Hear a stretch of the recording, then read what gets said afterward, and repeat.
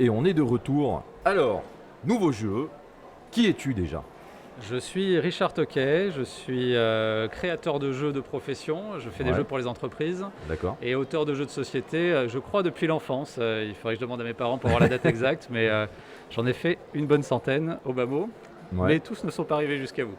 Ah, bon. Donc tu crées pour les jeux de société pour faire du team building, des trucs comme ça ? Alors, des jeux d'entreprise, moi pour la partie amateur, ça va être des jeux de plateau comme ça, donc plutôt des jeux de stratégie, c'est ce qui me plaît. Ouais. Pour l'instant, j'ai qu'un seul jeu qui a été édité chez Matago en 2017. Ce qui est déjà pas mal, c'est plus que gentil, beaucoup de gens. Merci. Mais grâce d'ailleurs à un concours, c'était à Parthenay que j'ai été repéré. Oui. J'ai pas gagné le concours, mais l'éditeur m'a repéré. Ok. Et comment s'appelle ce jeu du coup ? Zombie versus Cheerleaders. Donc Ah un thème oui, assez très fort. bon. Très bon. Merci. Voilà, donc ce jeu s'appelle Ulrock.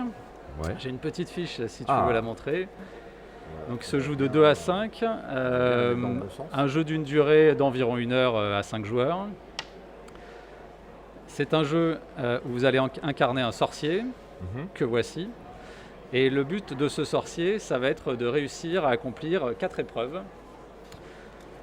Ces épreuves sont soit de tuer une créature, il y a des créatures sur le jeu, on va essayer de les dégommer. D'accord. Soit de cramer un artefact. Elle possède des artefacts, dès que j'en blesse une, je récupère l'artefact.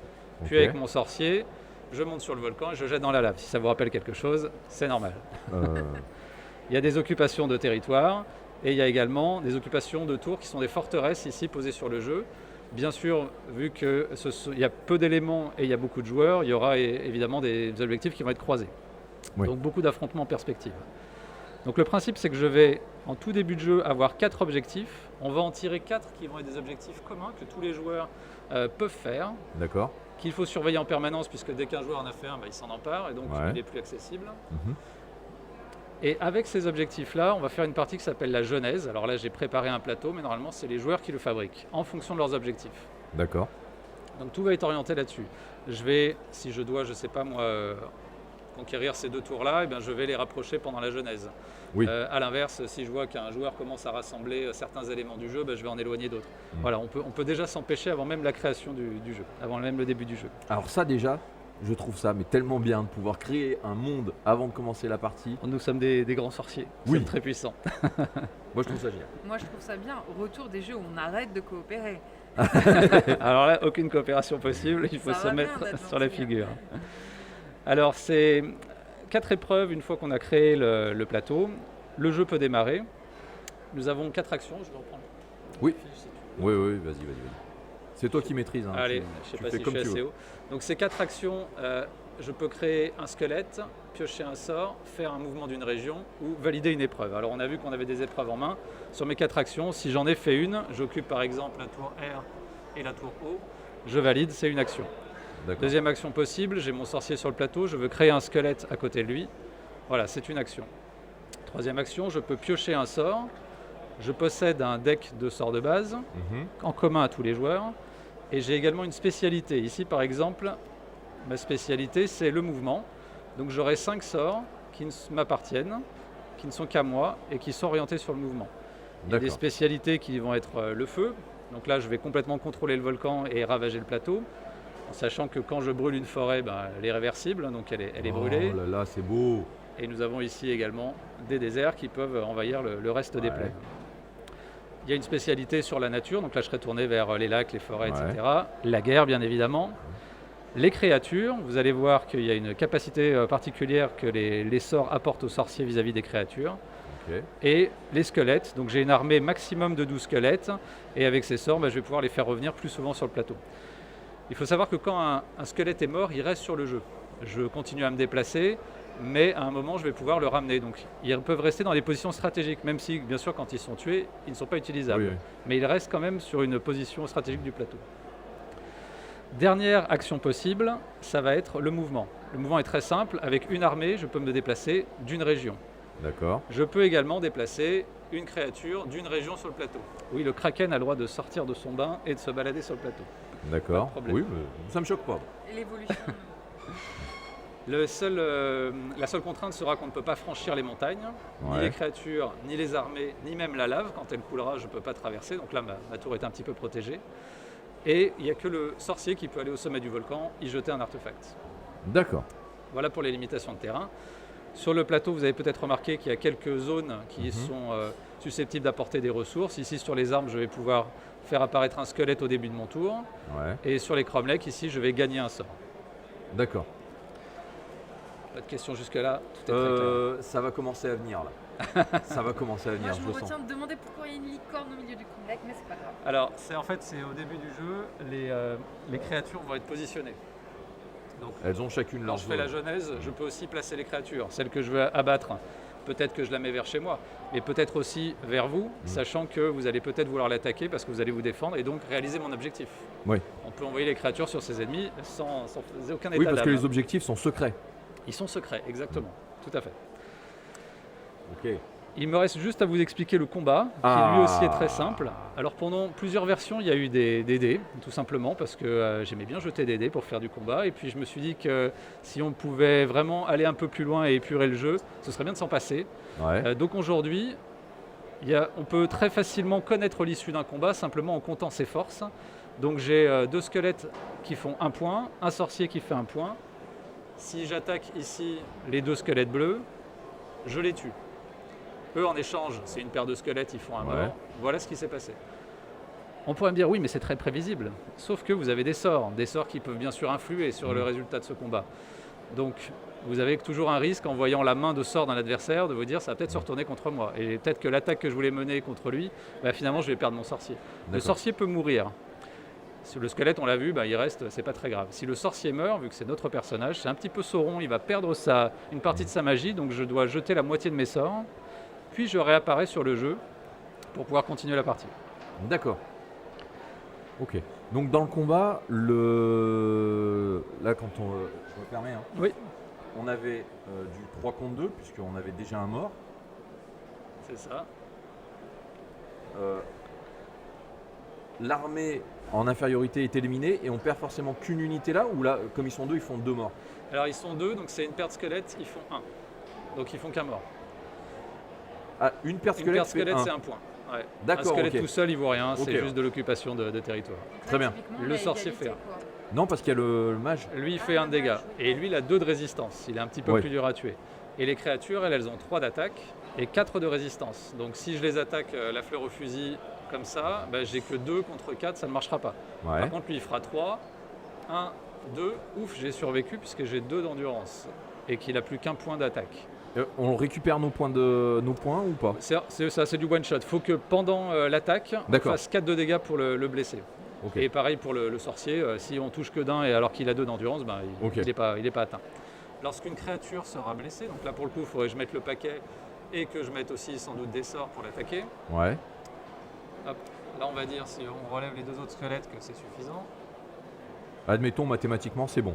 Ouais, c'est ça. J'ai 1, 2, 3, 4. Ouais. Elle est blessée, on la retourne, elle lâche son artefact. D'accord. Et je pourrais par la suite, quand je bougerai la créature, m'en emparer. Là pour l'instant, Ouais. on a une situation Oui, oui. qui est de conflit. Ok. En gros, une fois qu'elle est blessée, on peut la réattaquer pour la tuer. Oui. Ok. C'est pas obligatoire. Alors non, en fait dans un combat, l'attaquant, s'il y a toujours un survivant, il sera toujours celui qui retraite. Donc si ici j'ai résolu mon combat, je m'amène ici, lui il meurt, il n'y a pas de retraite, je suis le seul à occuper la région. Ici j'attaque la créature, elle est blessée, je suis l'attaquant, je dois retraiter parce qu'elle a survécu. D'accord. Je peux retourner à l'attaque si j'ai encore des actions, puisqu'on Ouais. a vu un mouvement, une action, donc s'il me Ouais. reste des points, je peux toujours attaquer.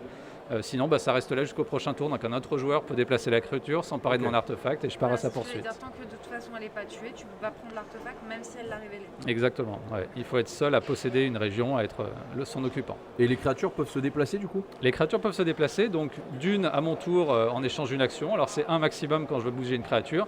Par contre, il y a des sorts qui vont permettre de les bouger. Et D'accord. puis, ok. petite cerise sur le gâteau, on a un sortilège que chaque joueur a en commun qui permet de monter une créature. Oh, Donc, ça c'est cool. à partir du moment où elle est montée, elle nous appartient, on la déplace comme une armée et puis on vient castagner les autres avec la force, bien sûr, de la créature. D'accord. Et donc, on là, est très puissant. toutes ces cartes-là, ce sont ni plus ni moins vraiment que des sorts. Les épreuves, c'est les objectifs. C'est les objectifs, tout à fait. Ok.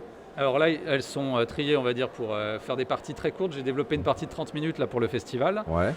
Sinon, il y en a beaucoup plus. En fait, il y en a 15 dans chaque catégorie, plus beaucoup de sortilèges qui sont propres à chaque sorcier.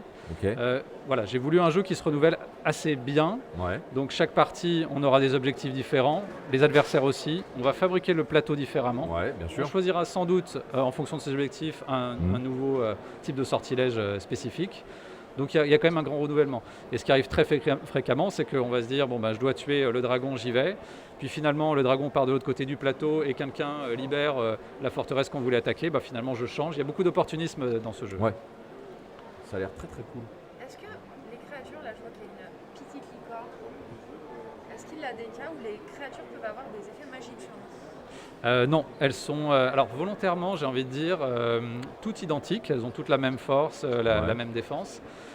Simplement parce que, vu que c'est un jeu qui est très libre, dès le début du jeu, on a nos 4 actions, le plateau est ouvert, les créatures sont en place, les adversaires aussi, on peut tout faire.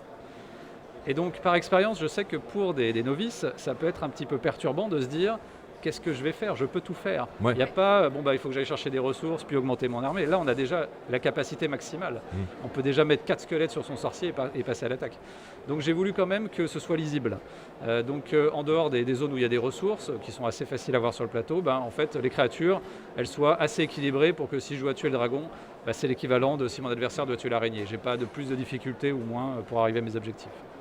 Ok, et ça, moi je suis hypé, je trouve ça génial, le fait de pouvoir tout créer, c'est génial.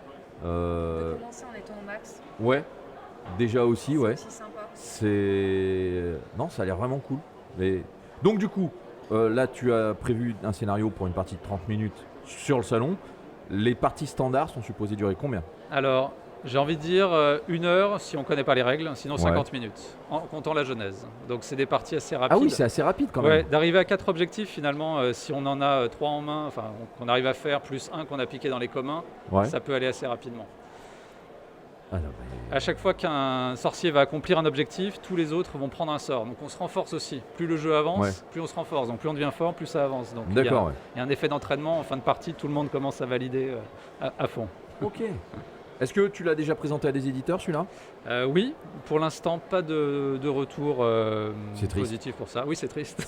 Non, mais là je Que suis. faites-vous les éditeurs? Oui, il faut. Ah oui, oui, oui. Nous verrons sur le salon s'il y a. On peut monter un kraken et une araignée quand même.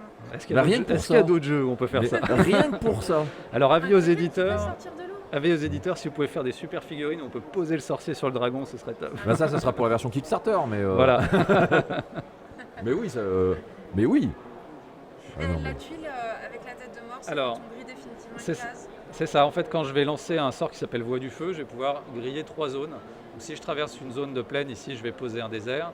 Si c'est une zone de forêt, on l'a vu, toute la forêt va brûler et elle va causer 3 de dégâts partout. Donc voilà, si j'ai mon armée dessus, il y aura 3 morts. Et on retourne toute la zone de forêt.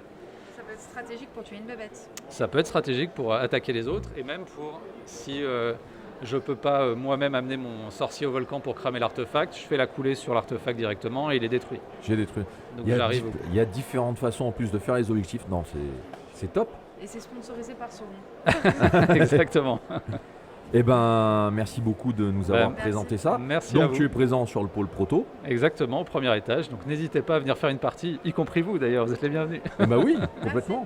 Et si vous trouvez Zombies contre Cheerleaders, c'est de ce monsieur. N'hésitez pas aussi, c'est très très rigolo comme jeu. Merci Et beaucoup. Je déconne pas, je l'ai vraiment acheté et je l'ai vraiment kiffé. Me regarde pas comme ça, j'ai Ça des jeux. m'étonne pas, c'est des cheerleaders. Merci beaucoup. Merci à vous. Et puis on se retrouve dans un instant pour un autre jeu proto. Et puis n'hésitez pas à venir sur le salon pour tester tout ce qu'on vous montre. Voilà. À très bientôt. Au revoir. À bientôt.